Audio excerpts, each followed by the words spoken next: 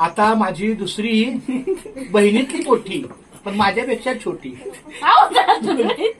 हे विठ्ठला हे तांदूळवालाच मला वाटलं साखर माझी बाय तरी.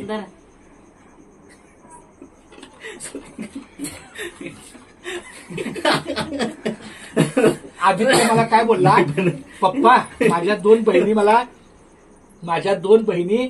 राखी बांधून यायचंय. पाहिलं म्हणलं तुझ्या दोन बहिणी एकच वाक्य बोलला. एकच वाक्य होतं ते. मी लय वर्षात चाललोय ठरवलेलं. मामा मला यायचंय, मला राखी बांधून घेतल्या मी किती वर्ष झालं रे. तर मी बोललो अरे म्हणलं बाळा आज खरं आहे ना दीपोत्सव आहे. पहिल्यांदाच बांधली असेल राखी. वैशालीला माझं पूर्ण आयुष्यमान उदंड आयुष्य लाभो, निरोगी आरोग्य लाभो. एक मिनिट जरा, माझा सुद्धा हा धोत्रावर पहिलाच राखी बंधन आहे.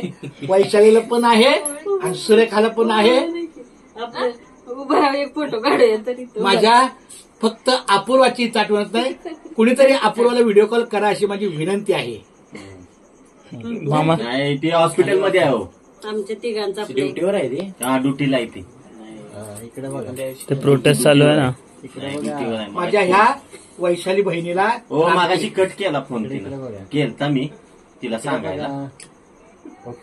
तिला राख्यासाठी सांगायला फोन केला, तिनं कट केला. व्हिडिओ चालू आहे.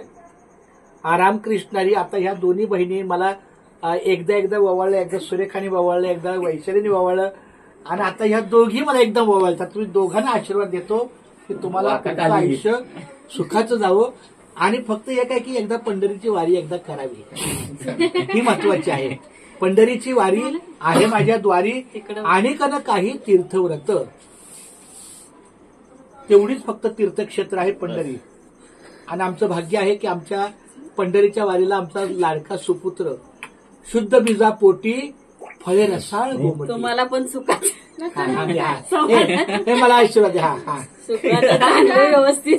आणि असं आहे की ते आता आम्ही दोघं नवरा नवरी सुखात राहा. कारण अपूर्व आहे नागपूरला, आदित्य आहे पुण्याला, आम्ही दोघं नवरा नवरी. तिने पंखा लावू दे. लावा की लावा. हे नाही गरम व्हायला आमची पण आहे.